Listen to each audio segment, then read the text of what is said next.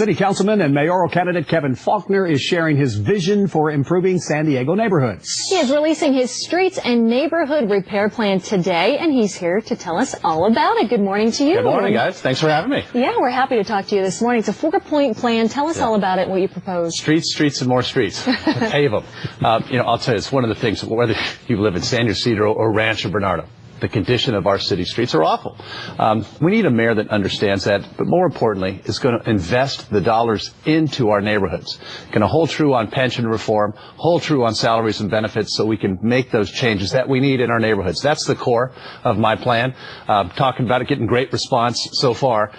We have to put those dollars back into our street repair. I have an ambitious plan, talking about 5 years, 500 miles of streets, and that's exactly what the city needs right now. If you poll anybody that lives here for the past 10 years, this has always been right at the top there. Why can't we get this solved? Why does it take till now to do this? Yeah, because the city made so many bad decisions over the years. They, put in dollars into a pension plan that it couldn't afford, and every dollar that was going into employee pensions was a dollar that we weren't putting back into our neighborhoods. And so as we made those changes, as we're trying to get now back to a point where we have the dollars to talk about reinvesting in our neighborhoods, we need to have a mayor that's going to hold true to that. That's what I've been fighting for since I've been on the city council, and that's the crux of this plan, which says neighborhoods. That's where we're going to put our dollars in our streets. And you're not just talking about this because you're running for mayor. You and I have done several live shots about cleaning up the beaches, fixing the streets. So this is something that's near and dear to your heart, very important to you.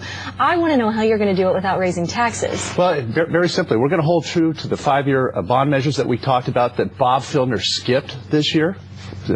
All of us have shook our heads and said, why would he do that? That's the wrong thing. That was part of the thing that got our city back into trouble. I'm also talking about new revenue growth that comes into the city, that we dedicate 50% of that back into our neighborhoods, to have the political will that says it's our neighborhoods that are first. Our streets need to be first. It's actually not that difficult, but you have to have the political leadership, the ability to bring the council together that shares this vision of neighborhood services. I know they do with me, and that's what I'm going to push for. Now, you talk as though we have a handle on the pension issue. Mike Aguirre, one of your opponents yesterday, came out and said, no, none of the other candidates are talking about this, but if we do not get control of this pension issue, that the city's still going to go bankrupt. What's your reaction? You have to have a mayor that's going to ensure that we hold true to pension reform. And as one of the co-authors of Proposition B that voters overwhelmingly approves, that shifts us out of pensions into a 401k type system, you have to make sure that we hold true on all of those. You also have to make sure that when it comes salary and benefit times, that the mayor, as the chief negotiating person of the city, understands that and is going to make that decision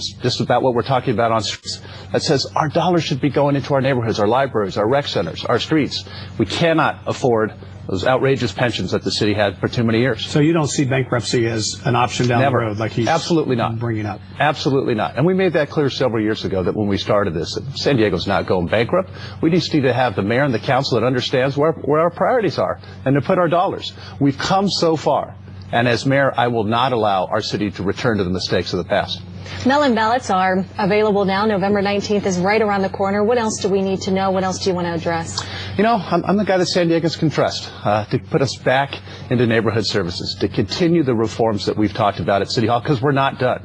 We're not done. And whether that's ensuring that we have competition for city services, ensures we have a mayor that's going to fix our streets, going to hold true on pension reform. I never forget that the dollars that we're talking about at City Hall, it's our dollars. It's our tax dollars. We need a mayor that understands that and is going to invest them wisely. And before we let you go, tomorrow's the 10th anniversary of the Cedar Fire. You were here along with everybody else that went through this thing.